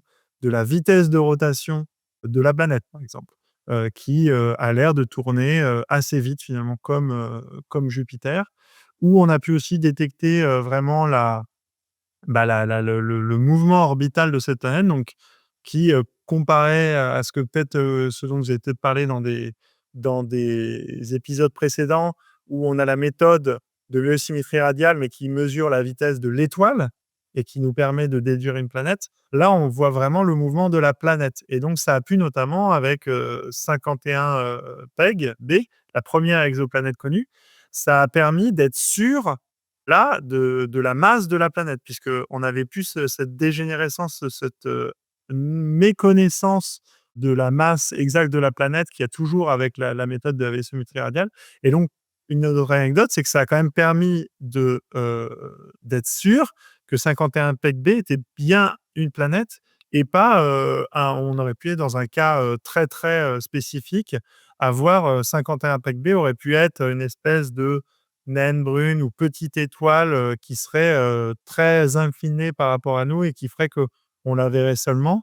On aurait l'impression, elle cacherait finalement sa grande masse et donc ça a été, la confirmation que la première exoplanète découverte était vraiment une exoplanète. Ah, c'est vraiment formidable. Elsa, je sais pas si tu veux rajouter quelque chose?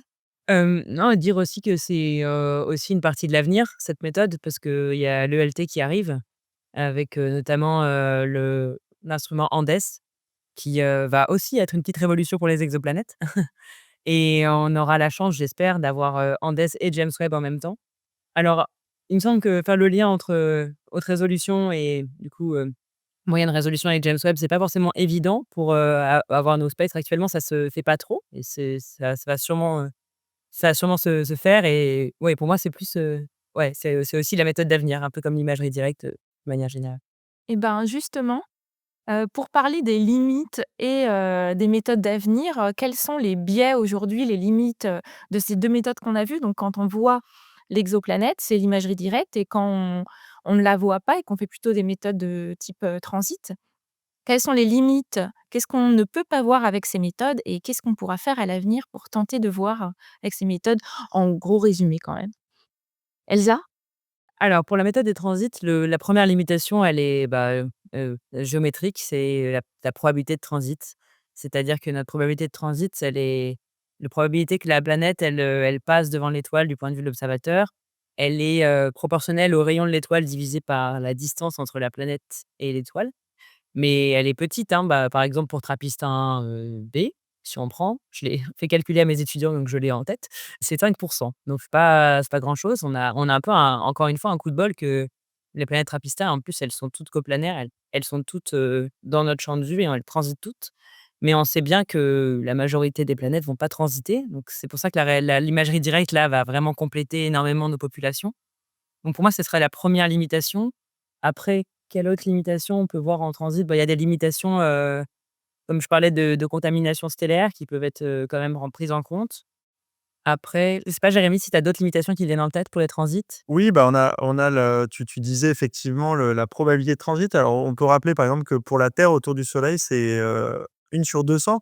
Donc ça veut dire faudrait observer, 200, soleils qui auraient toutes une Terre pour avoir qu'il y en ait une seule, voilà, où on pourrait éventuellement, voir en moyenne, le transit. Et puis après, il y a tout simplement le temps parce que, donc effectivement, si on observe une planète comme TRAPPIST, les planètes qui sont dites, donc ce qu'on appelle des fois par abus de langage, en zone habitable, on va dire, donc à température, enfin qui a une insolation qui lui permettrait d'avoir une température où elle pourrait peut-être avoir de l'eau liquide à la surface. Pour TRAPPIST, c'est quelques semaines, c'est je crois à peu près 2 semaines, l'endroit où il y aurait, une bonne température, 1 ou 2 semaines, non peut-être moins d'ailleurs, mais et donc on C'est peut quelques jours, réobserver. 5-6 jours. Oui, voilà, c'est ce que Tu parles je de Trappist-1E? ouais, Ça, ouais, c'est 6 jours, ouais.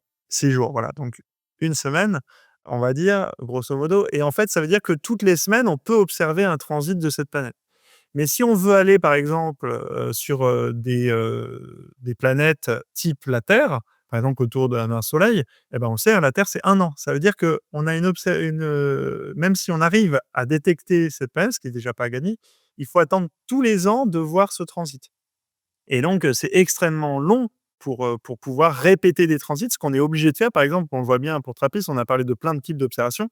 À chaque fois, toutes ces observations, elles se sont faites à des transits différents, à des moments différents. Donc, pour la Terre, ça veut dire que, par exemple, il faudrait attendre 1 an à chaque fois pour avoir ça. Donc, on voit bien que c'est pas, faisable avec les transits et on se rend bien compte que si on veut aller vers ce type de planète, et ben, c'est pas avec cette méthode-là qu'on va faire, des bons en avant.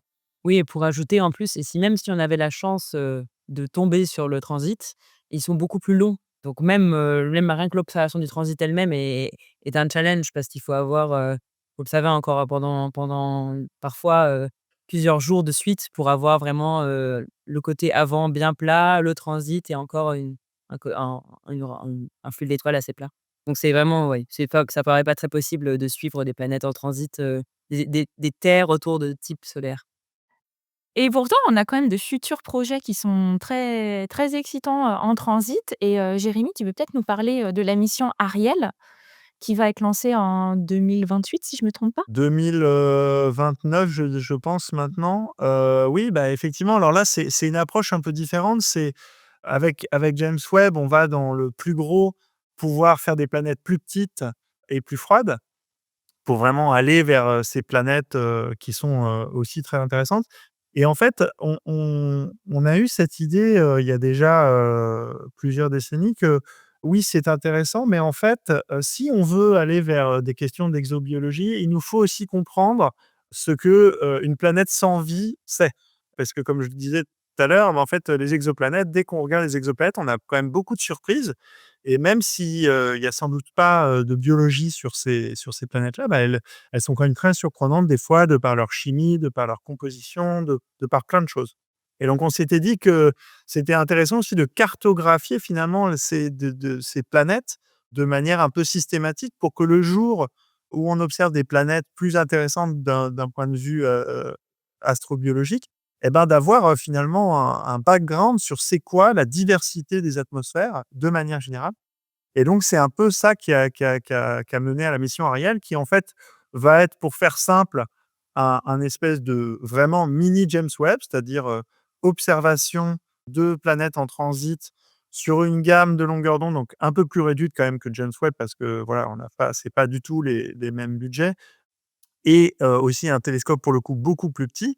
Donc ce serait, voilà, un peu un équivalent, plus un super Spitzer ou un mini James Webb, et par contre qui va être dédié aux exoplanètes. Et donc ça veut dire que, c'est pas une, c'est pas 2, c'est pas 10, c'est pas 100, c'est presque un millier d'exoplanètes qu'on va essayer de regarder, et on va vraiment essayer de faire un recensement de la composition des atmosphères des planètes, très chaudes à, on va dire, tièdes, et de planètes géantes jusqu'à, des planètes, peut-être, mini-Neptune. Et donc c'est vraiment pour avoir, un aspect statistique de ces atmosphères et pouvoir vraiment comprendre, c'est quoi les différentes populations de planètes et d'atmosphères qu'on a, pour pouvoir un jour identifier une planète qui aurait vraiment des caractéristiques très particulières.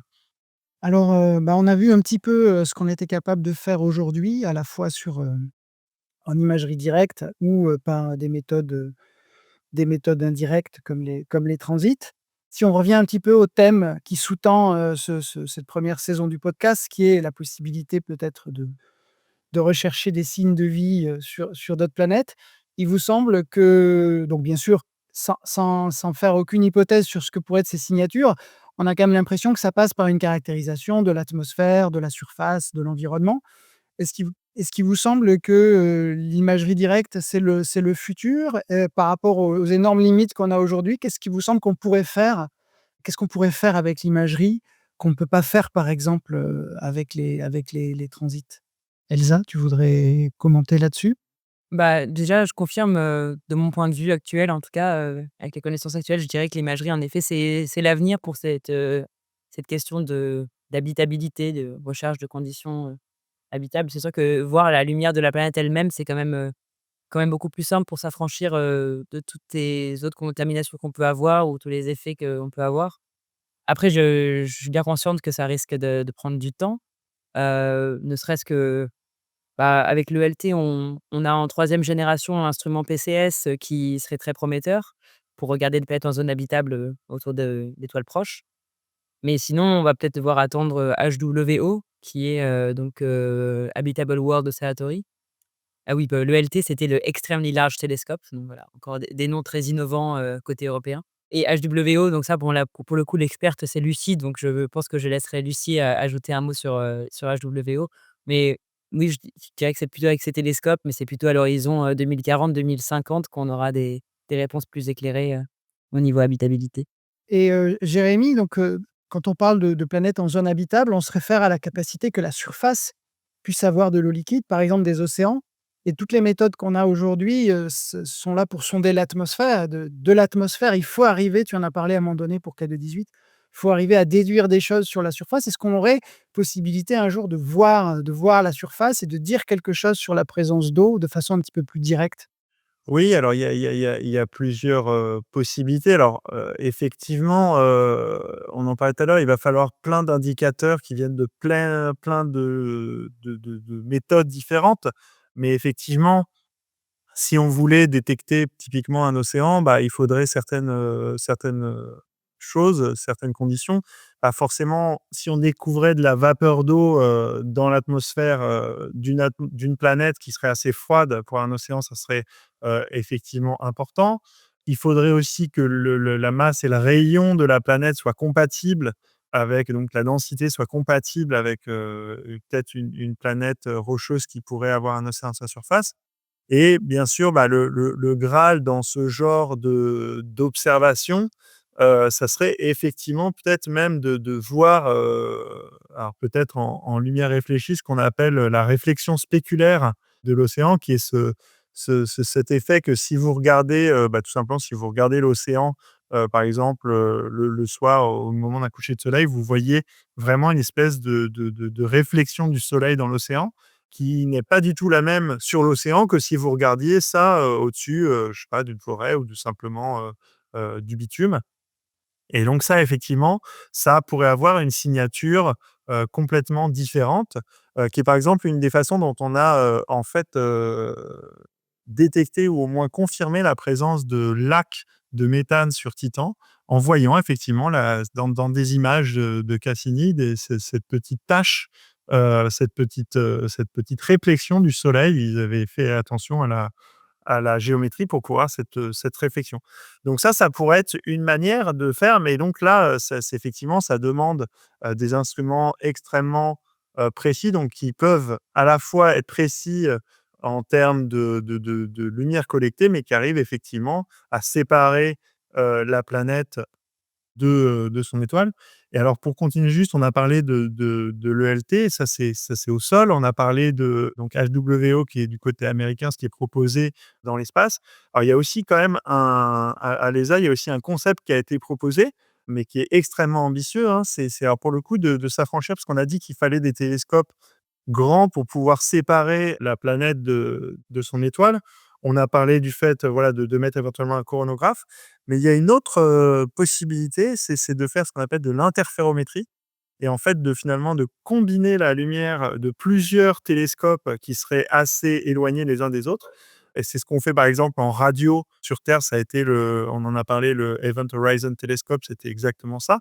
Mais là, ce qu'ils voudraient faire, il y a ce projet de faire ça dans l'espace, d'avoir, 3, peut-être 3 télescopes, 3-4 télescopes, dans l'infrarouge et qui seraient capables de s'envoyer la lumière de l'un à l'autre et donc de recombiner, qu'un des télescopes recombine cette lumière et donc finalement reconstruisent quelque part, l'image, alors peut-être pas une image, mais au moins le signal de la planète en le séparant, de l'étoile. Donc c'est le projet, qui s'appelle, LIFE, notamment qui est porté en Europe et voilà, qui a un projet, qui moi, je trouve, extrêmement fou. C'est-à-dire que là, pour le coup, c'est plus on utilise les mêmes et on prend juste plus gros. Voilà, il y a vraiment, une innovation, une idée complètement nouvelle, en tout cas d'avoir dans l'espace, enfin, il y a plein de verrous technologiques, qu'il va falloir, casser, mais qui vraiment, pour le coup, est, le projet qui, moi, à l'heure actuelle, je trouve le plus, qui donnerait, si ça marchait, le plus de résultats, de nouveaux résultats dans ce domaine. Et tous ces projets, représentent le sujet du prochain épisode qui sera dédié, aux futures, grandes innovations en astronomie et en particulier en imagerie directe et en interférométrie avec le projet LIFE, dans les prochaines années pour réussir à détecter des exotères, enfin des exoplanètes qui ressemblent à la Terre. Tout ça, on le verra, au prochain épisode. Donc merci de l'introduire. Maintenant, on a une question traditionnelle pour finir, nos épisodes de podcast. Est-ce que vous pourriez nous parler de votre recherche, de ce que vous faites au quotidien Et qu'est-ce qui vous passionne le plus dans ce que vous faites? Elsa? Alors moi, au quotidien, moi, je suis plutôt dans les observations. Donc au quotidien, je vais, regarder des données, que ce soit des données au sol avec les télescopes, Spéculoos, donc c'était les télescopes, de la même branche que les télescopes TRAPPIST, où là, on cherche à détecter des nouvelles planètes autour de petites étoiles. Ou alors à des données, type James Webb, où alors là, c'est plutôt on regarde des planètes connues et on essaie de caractériser, bah, leur chaleur, peut-être un peu leur surface et si possible, leur atmosphère. Mais moi, ce qui m'intéresse le plus, c'est donc les planètes rocheuses, plutôt tempérées, ça voilà, pas trop chaudes et en particulier autour d'étoiles, très froides. Donc c'est vraiment, parce que c'est une grosse opportunité, ces étoiles froides. C'est une opportunité pour James Webb au niveau de ce que je disais de géométrique pour les transits, mais aussi en fait de manière générale parce qu'avec le LT, ça va être aussi des cibles de choix pour, je parlais de PCS en troisième génération ou même de METIS qui est en première génération, un autre instrument. Parce que les étoiles froides, c'est les étoiles les plus communes de notre, galaxie, de l'univers. C'est ça qu'on a le plus et donc étudier les systèmes autour d'étoiles froides, en fait, c'est aussi comprendre un petit peu le système le plus commun, les systèmes exoplanétaires les plus communs. Donc voilà, ma recherche, c'est, traitement de données, donc ça va être, des données qui ressemblent parfois à des images comme des appareils photo ou alors à des spectres comme on en parlait. Donc là, c'est vraiment une lumière étalée. Les spectres, c'est plus difficile à montrer parce que ça parle moins, mais les images, c'est des belles jumelages d'étoiles avec des belles aigrettes, comme Lucie connaît bien et voilà, le quotidien, ça va être ça. Après, c'est d'utiliser beaucoup de programmation pour aller, récupérer les propriétés de la planète à partir des courbes de lumière qu'on obtient et de la collaboration énormément, avec, des gens qui ont des expertises qu'on n'a pas. Donc par exemple, Franck et Jérémy qui ont des expertises, en modélisation atmosphérique. Donc c'est beaucoup de travail, collaboratif tout le temps et voilà, c'est à peu près mon quotidien, ouais. Merci beaucoup. Jérémy? Alors moi, effectivement, moi, je suis moins le nez dans les données. Moi, je suis plutôt à une étape un petit peu, après qui est l'interprétation. C'est-à-dire qu'une fois qu'on a ou ces spectres ou ces images, d'essayer de comprendre finalement, de quoi est fait l'objet physique qu'on est en train de regarder et moi, effectivement, ma spécialité, c'est vraiment les modèles d'atmosphère et même les modèles tridimensionnels d'atmosphère où en fait, c'est un peu comme des modèles de climat, hein, qui sont utilisés, notamment par, le GIEC, pour essayer de prédire le réchauffement climatique, et de le comprendre. Bah, là, on essaye finalement de modéliser, ce que pourrait être l'atmosphère de ces planètes et notamment donc ça peut être au niveau dynamique, donc les vents, au niveau thermique, au niveau chimique, de quoi quelles molécules on a dans ces atmosphères et qu'est-ce que ça nous dit? Et en fait, l'intérêt, c'est d'arriver à, simuler, au plus près des observations, c'est-à-dire vraiment de prendre ces modèles climatiques et d'essayer de les faire passer dans une moulinette qui, nous dit en fait ce qu'on verrait si elles passaient si ces planètes-là passaient effectivement, devant leur étoile. Qu'est-ce qu'on verrait dans le télescope? Et donc de pouvoir comparer au plus proche ce que finalement, les observations et de ce que ça nous dit sur la planète elle-même. Donc voilà, il y a beaucoup de modélisation de l'atmosphère, du climat, éventuellement même des nuages, donc presque des fois, on a l'impression de la météo, sur ces planètes. Par exemple, sur K2-18, voilà, où ça a permis, notamment de contraindre vraiment ce dont pouvait être fait l'atmosphère parce que, les observations seules ne suffisent pas pour comprendre ces objets-là. Eh bien, on arrive à la fin du podcast. Merci beaucoup, Elsa et Jérémy, d'avoir partagé vos connaissances avec nous et merci aussi aux chers auditeurs et auditrices d'être là pour cet épisode du podcast Venu d'ailleurs. Un podcast qui est soutenu par la Fondation L'Oréal UNESCO pour les femmes et la science et par le réseau Origins de l'Université de Bordeaux. Dans cet épisode, nous avons discuté des connaissances actuelles sur les atmosphères d'autres mondes. Et ces connaissances sont limitées par nos outils, donc nos télescopes. Heureusement, l'avenir est plein de promesses, comme nous en avons parlé, et de nouveaux projets vont voir le jour ou la nuit pour observer dans 10 à 20 ans des exoplanètes semblables à la nôtre. Ce sera le sujet du prochain épisode. Alors à très bientôt, même univers, même galaxie, même planète, sur le podcast Venu d'ailleurs.